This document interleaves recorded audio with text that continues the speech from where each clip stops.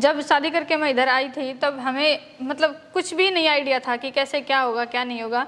मतलब हमारे ऊपर कर्ज भी बहुत ज़्यादा था और जिम्मेदारी ऊपर से जिम्मेदारी, और एक ही सर्विस थी गवर्नमेंट मेरे हस्बैंड की। जब हमने स्टार्ट किया इसको तब मेरे हस्बैंड को काफ़ी सारे लोगों ने बोला भी लेडीज़ है कैसे चलाएगी फार्म को, तब लेकिन उन्होंने किसी की नहीं सुनी। मैंने उनको बोला था कि आप मेरे ऊपर 5 से 10 लाख रुपए खर्च कीजिए, मैं आपको उसके डबल करके दूंगी। तो उन्होंने मेरी बात पे विश्वास किया और मेरे ऊपर खर्च किया। मैं मतलब अपने मायके में थी तब भी हमने स्ट्रगल ही किया है। मेरे माँ बाप अनपढ़ हैं, थोड़ा खेती बाड़ी का ही काम करते हैं, तो तब से ही हमारी ज़िंदगी तो स्ट्रगल पूर्ण तब से ही रही है। लेकिन मेरे को खुद पे अपने आप पे हमेशा और कॉन्फिडेंस रहता है कि मैं जो काम करूँगी वो पूर्ण रूप से करती हूँ मैं, इसलिए अपने ऊपर विश्वास रहता है कि मैं उसमें सक्सेस ही हूँ। देखो सर, आपने बिल्कुल सही बोला, इसमें लाखों की करोड़ों की कमाई है इसमें, लेकिन ये नहीं है कि जैसे हमने आज फार्म किया और आज ही हम करोड़पति बन जाएंगे। पहले जैसे अगर करोड़ों की कमाई है तो करोड़ हमें पहले खर्च भी करने पड़ेंगे और टाइम भी देना पड़ेगा।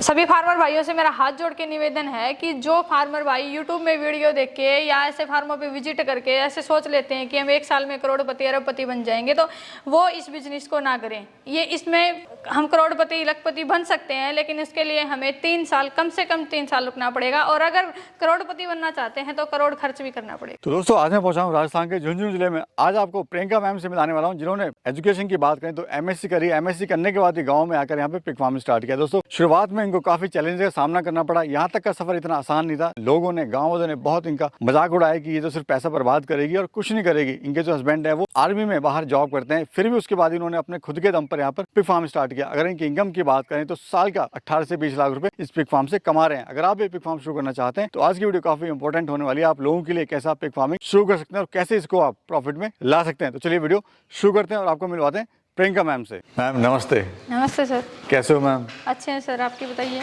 मैं भी ठीक हूँ मैम। काफ़ी अच्छा लग रहा है, आपने एक बहुत अच्छा यहाँ पे सेटअप बनाया हुआ है। प्लस आपका जो ज़िंदगी रही है बहुत संघर्षपूर्ण आपने दिन देखे हैं। यानी जब शादी हो के आप यहाँ पे आए इस गाँव में तो आपको नहीं पता था क्या होने वाला है मेरे साथ में।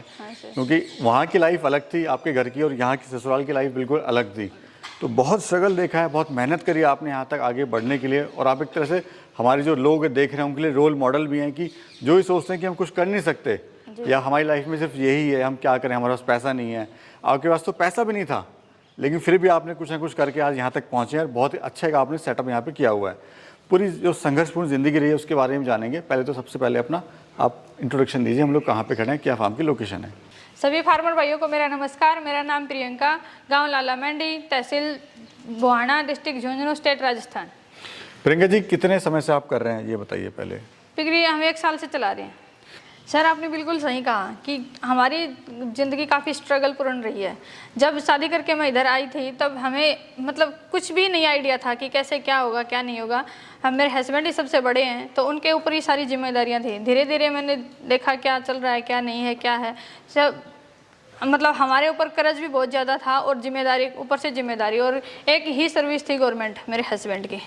तो हमने सोचा कि कैसे बाहर निकलें इससे, कैसे क्या किया जाए। तो ये सोचते सोचते हमने मतलब अपना ये काम चालू किया पिगरी फार्म। जब हमने स्टार्ट किया इसको तब मेरे हस्बैंड को काफ़ी सारे लोगों ने बोला भी लेडीज़ है कैसे चलाएगी फार्म को, तब लेकिन उन्होंने किसी की नहीं सुनी। मैंने उनको बोला था कि आप मेरे ऊपर 5 से 10 लाख रुपए खर्च कीजिए, मैं आपको उसके डबल करके दूंगी। तो उन्होंने मेरी बात पे विश्वास किया और मेरे ऊपर खर्च किया। जो उन्होंने भरोसा आप पे किया, हाँ, वो किया। उस भरोसे पे मैं कायम हूँ, उनके भरोसे पे मैं कायम हूँ और चल रही हूँ, उनको प्रॉफिट भी दे रही हूँ मैं। तो देखो जैसे कि स्टार्टिंग में स्ट्रगल सबको होती है, और वैसे लेडीज़ और हस्बैंड तो डिफेंस वाले तो आपको पता ही है कितने दिन आ सकते हैं, फौज में रहते हैं उनको। तो हाँ, तो एक लेडीज़ के लिए मतलब किसी का सपोर्ट नहीं, सिर्फ हस्बैंड का फ़ोन पे, या फिर जैसे साल में 3 महीने छुट्टी आते हैं उस टाइम देख लो। उसके अलावा इस और समाज में रहते हुए, गांव समाज में, सिटी की चल जाए, बहुत स्ट्रगल पूर्ण तो होता ही है। ऊपर से सास ससुर भी नहीं है, तो पूरी जिम्मेदारी मेरे ऊपर थी। फिर हम मतलब लोगों के ताने सुने, बहुत सारे लोगों का भी काफ़ी आपने स्ट्रगल सुना कि भाई ये पैसा बर्बाद कर देगी, इसमें क्या है, ये तो पिगरी फार्म तो पता नहीं कितनों के बंद हो गए, देखना ये भी बंद हो जाएगा, ये अलग से चीज़ लेके आ रहे हैं गाँव में। बहुत कुछ बोला था।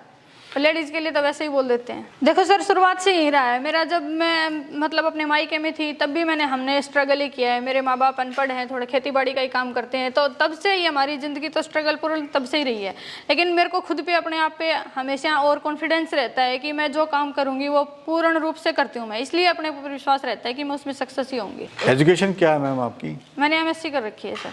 क्या सपने थे आपके जो आपको यहाँ तक लेके आया? मतलब हर एक के सपने होते हैं, खासकर गांव में ज़्यादा सपने नहीं होते लोगों के, जी। पर रोजी रोटी चल जाए, किस तरह से कुछ जमा पूंजी हो जाए। लेकिन आपके क्या सपने थे मैम? सपने तो सर जॉब का था, लेकिन जॉब भी ऐसी ही करनी थी कि जैसे मेन पोस्ट पे हो। अगर फिर हमने इधर आए, हमने इधर की कंडीशंस देखी तो सोचा कि 4 या 5 साल जैसे कि हमने तैयारी में लगा दी और फिर भी अगर गवर्नमेंट जॉब नहीं मिलती है तो हम कैसे क्या करेंगे। इसलिए हमने ऐसा सोचा कि कोई गाँव में रह कोई ऐसा बिजनेस किया जाए जिससे हम अपने इस कर्ज से भी बाहर निकल सकें और अपने हस्बैंड की हेल्प भी कर सकें और एक जिम्मेदारीपूर्ण ज़िंदगी अच्छे से लोगों को दिखा सकें कि हमने भी कुछ किया है।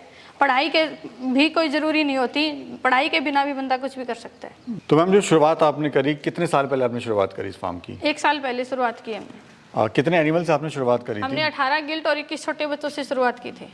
और अभी कितने एनिमल हैं टोटल आपके पास? अभी हमारे पास 250 एनिमल हैं। अच्छा, पिग फार्म जब आपने स्टार्ट किया था उससे पहले आपने क्या क्या बिजनेस सर्च करे? हमने गांव में बिजनेस देखे थे कि गांव में क्या क्या बिजनेस चल सकता है। कुछ देखे कि जैसे प्रिंटिंग प्रेस वाला भी है और डेयरी फार्मिंग भी है, ये देखा सब कुछ। फिर हमने ये भी देखा, फिर हमने सोचा कि डेयरी फार्मिंग करते हैं। लेकिन डेयरी फार्मिंग में फिर हमने उसका पूरा देखा, यूट्यूब पे भी देखे, घूमे भी कहीं, तो यही देखा कि इसमें लेबर भी ज़्यादा है, बजट भी ज़्यादा है।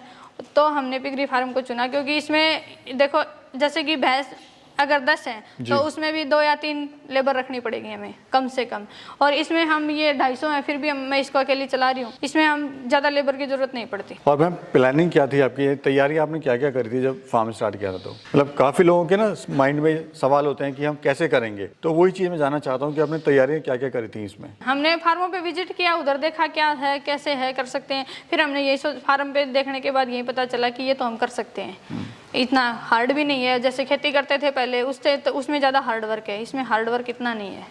अभी कितने बजट लिया आपने स्टार्टिंग में, कितना स्टार्टिंग पैसा में- कहाँ पे खर्च किया आपने? स्टार्टिंग में हमने 18 लाख रुपए कंस्ट्रक्शन में लगाए हैं और 10 लाख के एनिमल खरीदे थे और मंथली फीड आती रहती है।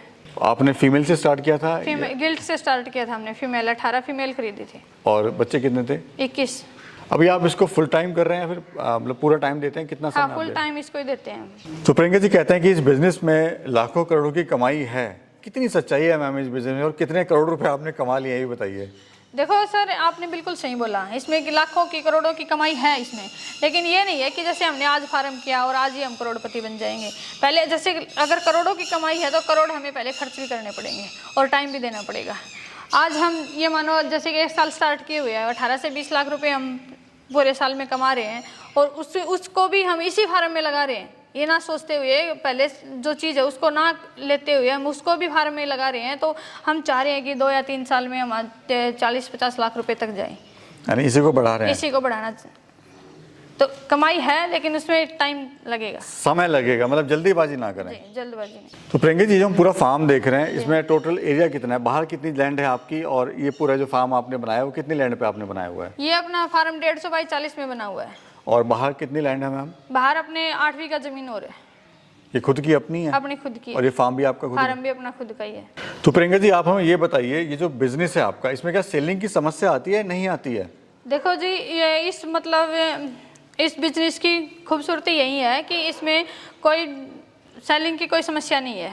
ट्रेडर अपने फार्म पे आते हैं, माल तैयार हो गया, हम फ़ोन करते हैं तो वो जी मतलब खरीदने के लिए फार्म पे आते हैं अपने और डायरेक्ट माल उठा के लेके जाते हैं। जैसे बाकी बिजनेस में कि अगर डेयरी है, दूध आज नहीं बिका तो वो खराब हो दूध खराब हो जाएगा, ऐसे ही मतलब उसके लिए भी फिर हमें बाहर जाना पड़ता है। घर पूरा तो ऐसे है नहीं कि अब जितना भी माल है अपने उधर से ही सेल हो जाएगा। इसमें एक अगर आज सेल नहीं हो तो वजन बढ़ता है हाँ, उसका? इसमें अगर आज सेलिंग नहीं भी हुई तो जैसे हम सेल आज करना चाह रहे हैं तो इसमें डिप्रेशन में आने की जरूरत नहीं है। अगर हमारा 10 दिन बाद सेल हो रहा है तो 10 दिन में वेट भी तो बढ़ेगा उसका। डेफिनेटली, कहीं ना कहीं वो पैसा ही आपका बढ़ रहा है। पैसा ही बढ़ रहा है उसमें।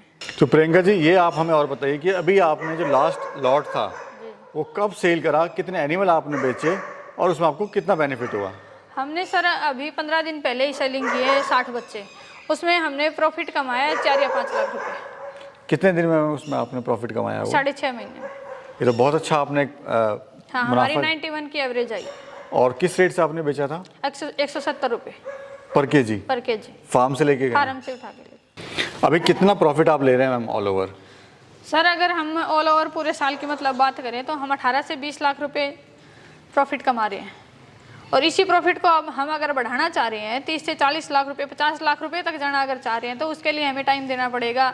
अभी हमारा फार्म को 1 साल ही चालू किए हुए हैं, तो कम से कम 3 साल लगेंगे इस प्रॉफिट तक जाने में। यानी टारगेट है आपका? टारगेट हमारा उसी तक है, क्योंकि मैं देख रहा हूँ आप जो भी इससे कमा रहे हैं वो उसी में लगा रहे हैं, इसी में लगा रहे हैं, और घर नहीं ले आ रहे, यानी उसको एक्स्ट्रा खर्चे में आप नहीं ले रहे हैं। बाकी हम देखते हैं कि लोग जो कमाते हैं फिर इसको इधर उधर लगा देते हैं, कोई गाड़ी खरीद लेता खरीद लेता है, कोई कुछ मकान बना लेता है, जो कि गलत है बिल्कुल। जी। एक्चुअली 3 साल तो आपको इसमें लगाना पड़ेगा। नहीं, अगर हमें इसी 18-20 लाख रुपए, 10 लाख रुपए तक रहना है तो चल जाएगा, वैसे भी जो प्रॉफिट आया है उसको और कहीं लगा लो, लेकिन हमें इसी प्रॉफिट को मतलब 2 गुना 3 गुना करना है, तो हम इसी में लगाते जा रहे हैं इसको। मैम, एक क्वेश्चन बहुत कॉमन है कि लोग पूछते हैं, कमेंट भी करते हैं कि अगर आज हम फार्म अपना स्टार्ट कर रहे हैं तो हमें जो प्रॉफिट आना है वो कितने दिन में स्टार्ट हो जाता है? फॉर एग्जांपल, अगर आज किसी ने 10 लाख रुपए लगाए, जी, फार्म बनाया, सब कुछ बनाया, तो उसको प्रॉफिट कितने दिन में आना उसको स्टार्ट हो जाएगा? जैसे कि सर हमने 10 लाख रुपए खर्च किए हैं, तो हम सोच रहे हैं कि 10 लाख रुपए हमारे कल ही आ जाएंगे, 1 महीने में आ जाएंगे, ऐसा नहीं है। 10 लाख रुपए तक ही अगर हमें कमाने हैं तो वो साल भर में आ जाएंगे 10 लाख रुपए तो। लेकिन अगर हमें इसी प्रॉफिट को 2 गुना 3 गुना करना है तो उसके लिए हमें 3 साल रुकना पड़ेगा, और उसी मतलब जो प्रॉफिट जो आएगा उसको फार्म पे लगाना पड़ेगा, तब जाके हम 30, 40, 50 लाख रुपए तक पहुँच पाएंगे। यानी समय देना पड़ेगा, समय भी देना पड़ेगा। प्रियंका जी, खाने में आप इनको क्या दे रहे हैं? हम देख रहे हैं आपका जो मैनेजमेंट है बहुत ही ज़बरदस्त है। ये जो हिस्सा आपने बनाया है पूरा अपने फीड के लिए बनाया हुआ है जी। और जो होटल वेस्ट का है वो आपने बिल्कुल सेपरेट रखा हुआ है, अलग रखा हुआ है जी। तो क्या चीज़ चल रही है और क्या क्या आप इनको कैसे आप इनको दे रहे हो? हम अपने जो ये फार्म आपको दिख रहा है इसमें हम टोटली महाफीड डलती है हमारे इधर, और जो बाहर है होटल वेस्ट का डलता है। तो इसमें हमने मतलब एक जानवर मतलब एक एनिमल 12 से 13 हज़ार रुपये में तैयार हो जाता है फीड पे, लेकिन उसी कॉस्टिंग को हम कम करना चाह रहे हैं, तो उसके लिए हमने दूसरा ऑप्शन चुना होटल वेस्टेज।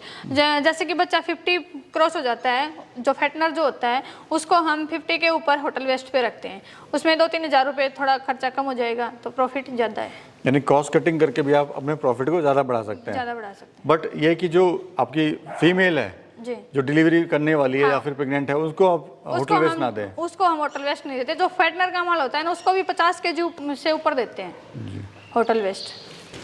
फार्म क्यों बंद हो रहे हैं मैम? पिगी फार्म, इतने फार्म खुलते हैं, इतने बंद भी हो जाते हैं, आपको अच्छा खासा अनुभव भी हो गया, आप साल भर से सक्सेसफुली चला रहे हैं, प्रॉफिट भी कमा रहे हैं, रीज़न क्या है मैम? क्या आपको लगा कि फार्म क्यों बंद हो रहे हैं अभी?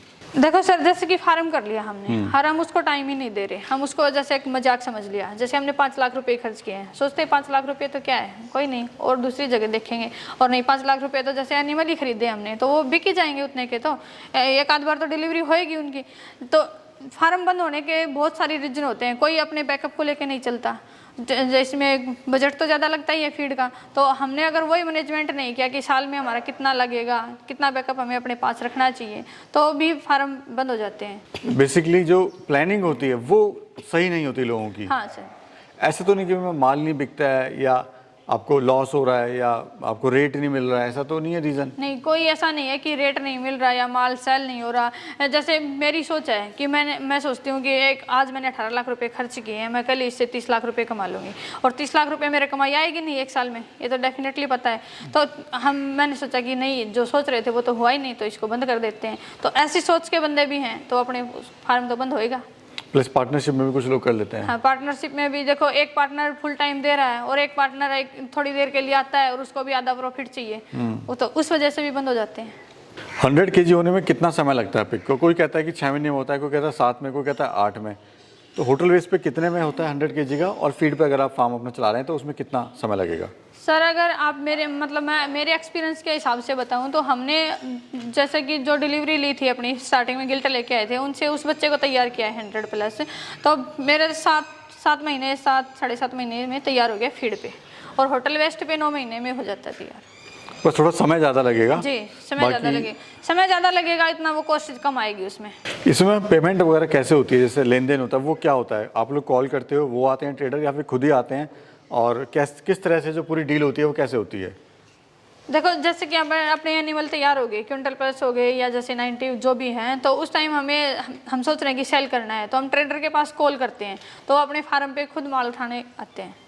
जैसे गाड़ी लोड हो गई तो पेमेंट का कोई इशू नहीं होता, ऑनलाइन हो जाएगा या फिर कैश हो जाएगा, उसी टाइम पेमेंट उसी टाइम हो जाती है जिस टाइम हम सेल करते हैं। ये नहीं कि आपको वेट करना पड़ेगा नहीं, पेमेंट कोई के वेट लिए। करने की जरूरत ये खूबसूरती भी है आई थिंक इस बिजनेस की। जी। मैम उन महिलाओं को आप क्या कहना चाहते हैं, या फिर उन लोगों को आप क्या कहना चाहते हैं जो कुछ करना तो चाहते हैं लेकिन सोचते रहते हैं कि अब करेंगे और नहीं कर पाते हैं? साथ में मतलब ये लोग सोचते हैं कि हम क्या करें, हमारी तो किस्मत ही ऐसी है, हम क्या करेंगे, मतलब कुछ इस तरह के लोग सोचते हैं, उनको आप क्या कहना चाहते हैं? या सपने तो लोग ऊंचे देखते हैं लेकिन मेहनत नहीं करते हैं वहाँ तक पहुँचने की, तो उन लोगों को क्या कहना चाहते हैं? देखिए, मैं सभी अपने दर्शक जो भी हैं, जो मेरे को देख रहे हैं, उनसे यही कहना चाहूँगी, अगर आपका सपना कुछ बड़ा करने का है तो उसके लिए आपको बड़ा ही करना पड़ेगा। मतलब जैसे उसको जो सपना है उसको पूरा करने के लिए टाइम भी देना पड़ेगा, उसका मैनेजमेंट अच्छे तरीके से करना पड़ेगा। हमारा सपना क्या है, उसको हम कैसे अपनी जिस ऊंचाई पर जाना चाहते हैं उस तक ले जा सकते हैं। जैसे कि हमारा सपना था, हमने मतलब मेरे ऊपर कर्ज था और जिम्मेदारियाँ इतनी थी, फिर भी हमने ये सोचा कि कैसे करके हम मतलब अपने सपने तक कैसे पहुँचे। तो हमने अपने सपने को साकार किया है और हम अभी भी उस लाइन पे चल रहे हैं। सभी फार्मर भाइयों से मेरा हाथ जोड़ के निवेदन है कि जो फार्मर भाई यूट्यूब में वीडियो देख के या ऐसे फार्मों पे विजिट करके ऐसे सोच लेते हैं कि हम 1 साल में करोड़पति अरबपति बन जाएंगे, तो वो इस बिजनेस को ना करें। ये इसमें हम करोड़पति लखपति बन सकते हैं, लेकिन इसके लिए हमें 3 साल, कम से कम 3 साल रुकना पड़ेगा, और अगर करोड़पति बनना चाहते हैं तो करोड़ खर्च भी करना पड़ेगा। बहुत बहुत शुक्रिया मैम, बहुत अच्छी जानकारी आपने हमारे दर्शकों को दी और काफ़ी कुछ यहाँ पे इस वीडियो के द्वारा लोगों को सीखने को मिलेगा। खासकर जो महिलाएं हैं जो कहते हैं कि हमारा जो काम सिर्फ रोटी बनाना है, बच्चों को संभालना है, तो ऐसी महिलाओं के लिए भी एक रोल मॉडल हो सकती हैं, उनको आगे बढ़ने की आप हिम्मत दे सकती हैं। बहुत बहुत शुक्रिया मैम। आपका भी धन्यवाद सर, हमारे फार्म पे इतना टाइम देने के लिए। धन्यवाद मैम। ओके।